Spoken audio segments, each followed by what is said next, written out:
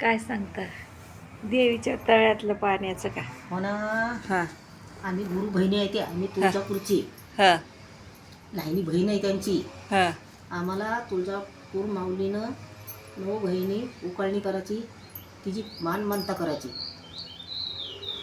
माऊलीची. हं, मग जायचं शेगावला.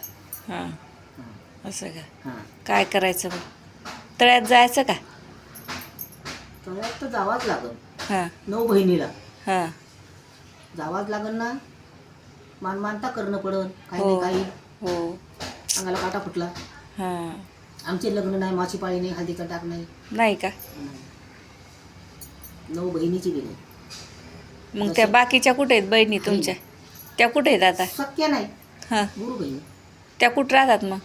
ते आमच्या संगच आता तुम्ही गावातच फिरून राहिले. फिरून राहिल्या का? हां. हो का? ज्यानं दिलं तेच घेतो. हो का? आता चालले.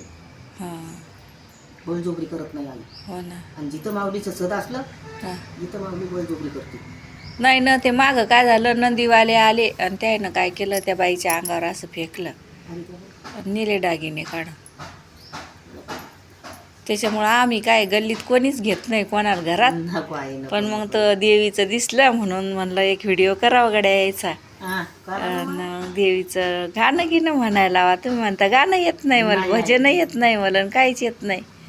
कस काय नाही येत सई, भजन? आमची आईनं हुकम दिलं नाही. गुरु हां. बाबा तेवढं पालखीवर आहे ना, हां तेच फक्त भजन म्हणतात तिथं, असं का? पालखीवरच हां पालखीवर. आणि आम्ही आहे हां तर 9 बहिणी फिरतो बेटा. असं का? हम्म. हां गुरु बहिणी